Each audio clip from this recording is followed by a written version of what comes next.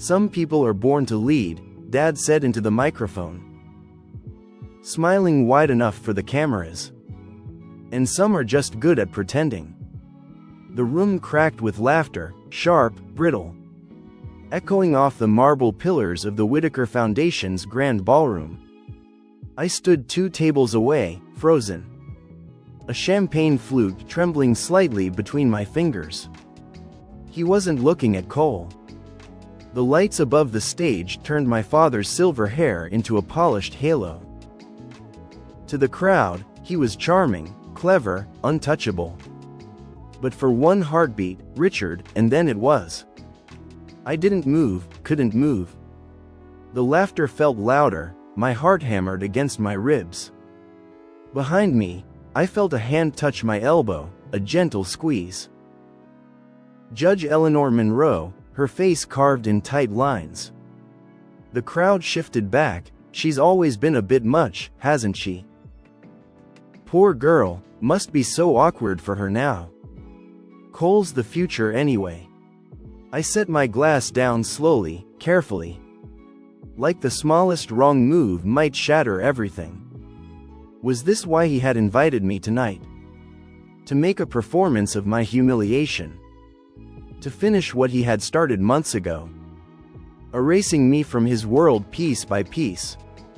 I turned toward the towering glass windows, my reflection a pale blur against the city skyline. Once, years ago, standing in this same ballroom, I had told my father that someday I wanted to build something real. Something that mattered. He had placed his hand on my shoulder then, squeezed it, and said, "You will, Lauren, you already are." The same hand that lifted me up now shoved me down without blinking. The mayor's voice boomed over the speakers, calling for the next portion of the evening. I didn't hear him, I didn't hear anything. Just the faint rush of blood in my ears. The brittle laughter still ringing. The crack of something unseen but irreversible. In the foundation of everything I thought we shared. And somewhere beneath the noise, a single burning question. Why tonight? Why me? Why now? I didn't leave right away. Some stubborn, aching part of me needed to see it for myself. The Whitaker Foundation exhibit, a glossy installation, tucked just off the main ballroom, celebrated the pillars of our success. Scholarships, outreach programs, humanitarian awards. For years, I'd walked past the same centerpiece display. A photo of my father and me at my first fundraising gala. My face flushed with pride, his hand resting proudly on my shoulder. Tonight, the space was different. My father's photo remained, larger than life under the glass. But where there had once been 2 figures smiling together, now there was only one. They had cropped me out so cleanly, so perfectly. You wouldn't know I had ever been there at all. Next to the photo, a new placard gleamed under the spotlight. The future of philanthropy, Cole Whitaker. A smaller easel leaned against the wall, half hidden behind a cluster of tall lilies. It held my old Young Philanthropist Award, cracked across the corner. The frame bowed, as if someone had stepped on it and forgotten to fix it. I stared at it for a long time, feeling nothing at first. Just a kind of hollow buzzing under my ribs. Like the sound of wind slipping through broken glass. Behind me, the murmur of the gala continued. Music, clinking glasses, polite laughter. A world spinning on without me. I turned to leave, my heels clicking softly on the polished marble. That's when I felt someone fall into step beside me. It was Evan, my cousin, once my closest ally in this gilded world. He didn't smile, didn't make a joke to cut the tension like he usually would. He just leaned in and whispered, voice tight. "You need to be careful, Lauren, it's bigger than you think." I stopped, turned, but Evan had already slipped back into the crowd, swallowed up by shimmering dresses and black tie applause. I stood there a moment longer, alone in the space where my history used to be.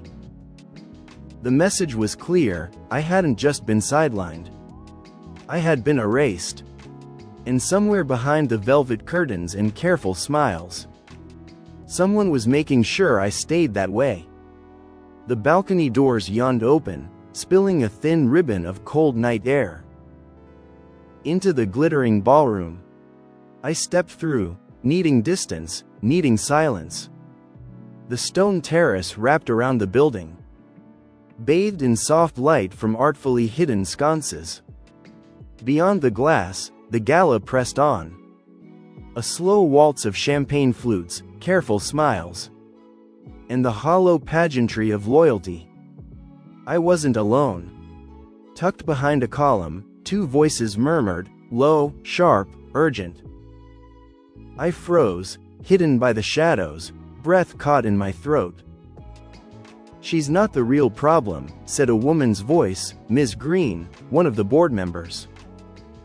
"It's the mayor, he's too tied to her projects.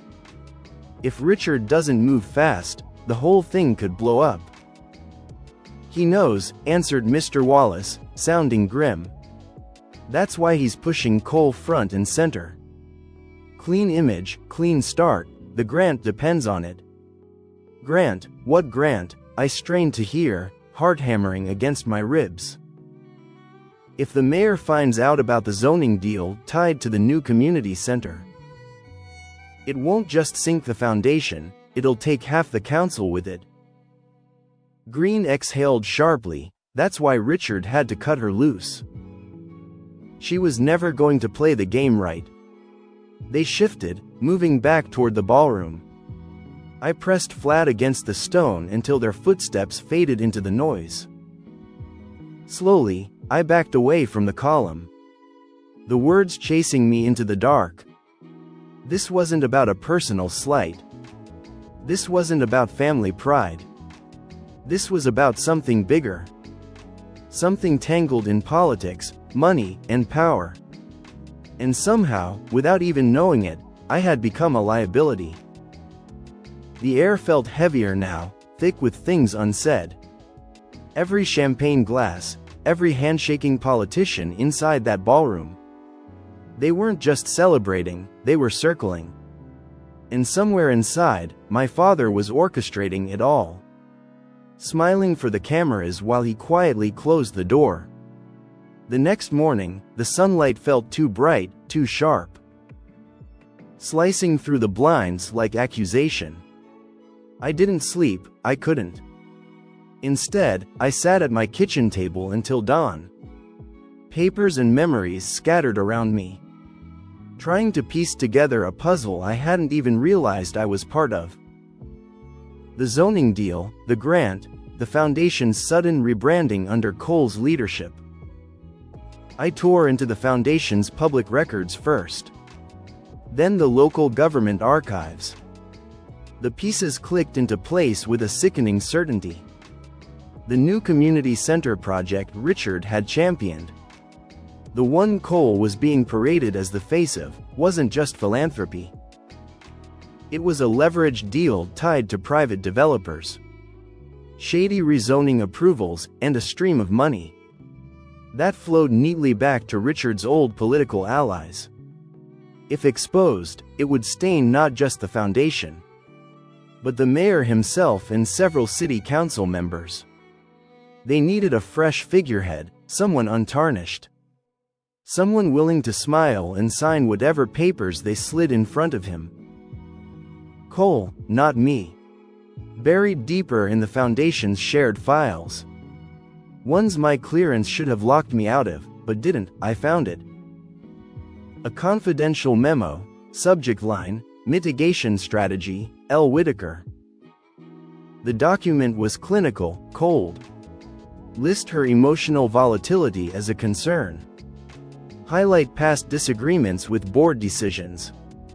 Suggest a narrative of growing tensions and personal struggles. A roadmap to discredit me if I ever spoke out. There were even talking points drafted in case the press caught wind. We support Lauren through her difficult time. She's stepping back voluntarily to focus on personal matters. The foundation wishes her nothing but the best. Polished lies, pre-approved pity. A campaign to erase me with kindness, the cleanest way to kill a legacy. I stared at the screen, numb, as my father's signature stared back at me. From the bottom of the memo, he hadn't just let this happen, he had orchestrated it. My throat burned, but no tears came. Only one clear, steady thought. If they could erase me so easily, they could erase everything I built. And I wasn't going to let them. I didn't storm into the board meeting, I didn't demand answers.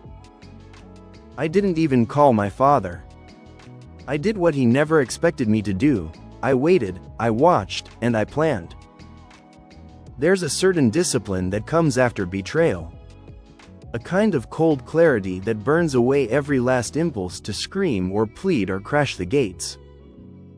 I spent the next 48 hours quietly gathering everything I could. Archived emails, financial filings, internal memos from the Foundation's secure drives. Press releases drafted but never sent. All lined up neatly on my private server. I knew if I acted too soon, I'd be painted as the unstable daughter lashing out. If I acted too late, the deal would be done, and every door would close forever.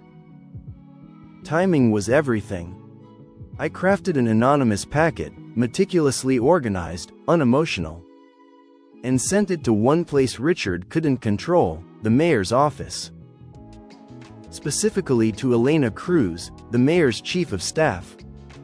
A woman known for her ruthless pragmatism and her thin tolerance for scandal. Along with it, I sent copies to 3 key donors, whose reputations would crumble if tied to Richard's shady zoning scheme. No signature, no fingerprints, just truth laid bare and waiting. There was risk, of course. If anyone traced it back to me before the gala, I would lose what little credibility I had left. And if they didn't act in time, the Foundation's public handoff to Cole would solidify Richard's new dynasty beyond reach. But sometimes you don't get to pick a safe fight. Sometimes you have to step into the fire. Not because you think you'll win, but because walking away would be the louder defeat. The clock was ticking, the gala was less than 72 hours away. Richard thought he had buried me quietly under the marble floors of his empire. He didn't know he had only pressed me deeper into the bedrock. The place where real foundations are built. The night of the gala, the Whitaker Foundation gleamed like a cathedral. The chandeliers burned brighter than ever. The champagne was colder, the smiles wider, tighter, sharper. On the stage, Richard stood before the crowd, one hand resting proudly on Cole's shoulder. He spoke about legacy, about honor, about the future. He didn't mention me, not once. Cole accepted his plaque, a heavy silver tribute, engraved with his name and the words, "Next Generation Leadership." He smiled for the cameras, shook hands, waved. But I saw it, for a brief moment, as the crowd clapped and the flashes popped. Cole's fingers trembled against the award's edge. He wasn't as certain as he looked, neither were they. I caught the first signs from the donors section. A glance exchanged, a whisper passed too quickly. A woman in pearls tapping furiously on her phone beneath the tablecloth. The air shifted, not enough to disrupt the choreography, but enough to sour the sweetness. By the time Richard called for a standing ovation, only half the room rose to their feet. The others hesitated. At my table, Judge Eleanor Monroe remained seated, her hands folded neatly in her lap, her eyes cold and unblinking.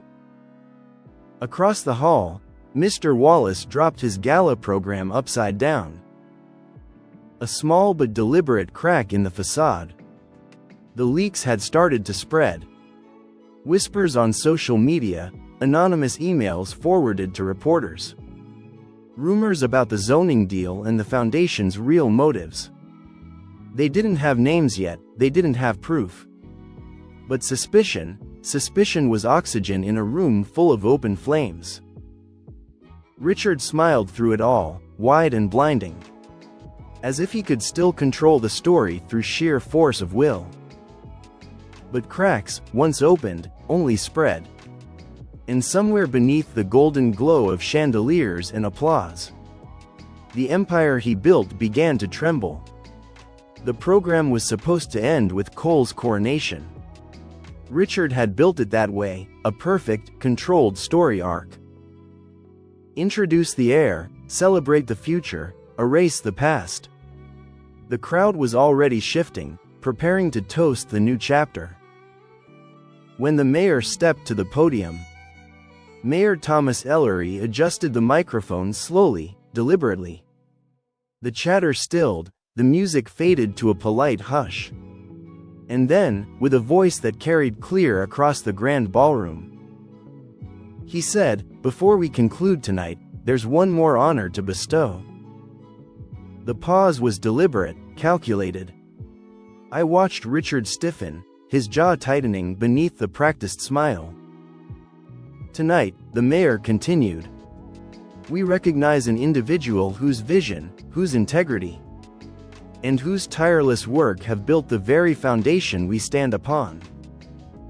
A ripple went through the crowd, confusion, curiosity.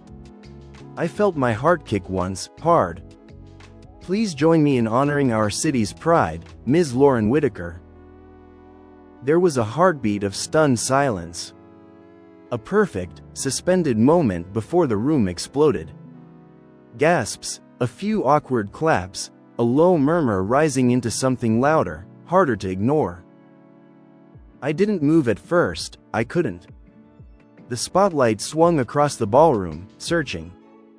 Until it landed squarely on me. I stood slowly, feeling every eye in the room turn toward me. Some wide with surprise, others narrowed in sudden calculation. Across the ballroom, Richard's face was carved in stone. Cole stared at the floor, the plaque still clutched tightly in his hand. I walked forward, every step deliberate. Every muscle trembling with control. At the edge of the stage, Judge Monroe rose quietly from her seat. Stepping beside me, her hand steadying my back just once before letting go. I climbed the stairs without looking back. The mayor extended his hand, his grip was firm, unwavering. "You built this city's hope, Lauren," he said, low enough for only me to hear. "They just wrote their names on it." The applause grew, not thunderous, not overwhelming, but real. Real enough. I didn't smile, I didn't cry.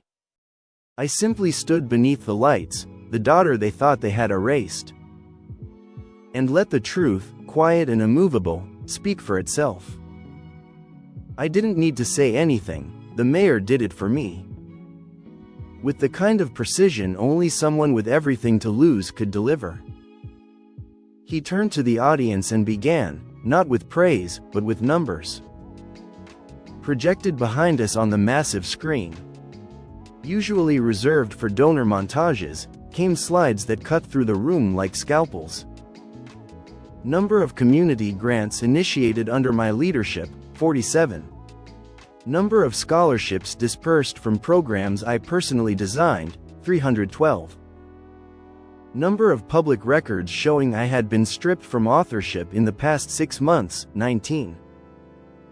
Gasps, whispers, the sound of silverware forgotten on fine china. Then came the next slide, internal memos, leaked emails. A document titled, Mitigation Strategy, L. Whitaker, displayed in full. With Richard's signature, crisp and undeniable, at the bottom. If questioned, suggest emotional instability. Position as voluntary departure. Encourage narrative of personal fatigue and transition. Someone in the audience, I couldn't see who, exhaled sharply, as if punched in the stomach. Across the room, Richard remained still, eyes locked on the screen, as if by refusing to blink he could erase what was already written. The mayor's voice never rose, it didn't need to. Our city thrives not on manipulation, he said quietly, but on truth, and the truth is that Ms. Whitaker's contributions were not just significant. They were foundational. The applause came slower this time, less performative. Some people clapped out of guilt, some clapped because it was safe again. But others, the ones who mattered, clapped because the lie had cracked open and the truth had finally found oxygen. Richard didn't speak, he didn't stand. Cole remained seated beside him, the plaque now resting awkwardly on his lap, like something he no longer wanted to hold. I didn't gloat, I didn't turn to face them. The mayor placed the folder of evidence on the podium, closed it, and stepped aside. That sound, the soft click of a folder shutting, echoed louder than any accusation. I took a breath, not the breath of someone triumphant, the breath of someone free. When the lights dimmed, I didn't stay for the final toast. I walked out before dessert, before the speeches wrapped, before anyone could pull me aside and say they had no idea. No one stopped me, not Richard, not Cole, not the board. I passed the gallery on my way out, the same display where my face had once been cropped from the photo. Tonight, that same image had been restored, two figures again, me and him. I paused, then reached up and with quiet fingers turned the frame face down on the velvet pedestal. Not out of spite, not out of anger, simply to mark it finished. I kept walking, past the gilded staircase, past the cameras still lingering outside, past the doorman who gave me a small nod, the kind you give to someone who just did something hard and did it well. Behind me, the ballroom carried on. The music resumed, the murmur shifted. Let them rewrite whatever they needed to feel comfortable again. I wasn't part of the revision anymore. Out on the steps, the night air hit my skin like truth. Cold, honest, unfiltered. For the first time in months, I wasn't holding anything back. Not grief, not anger, not hope, just breath. I exhaled once, steady and full. Then walked into the dark, not away from anything, but towards something finally mine.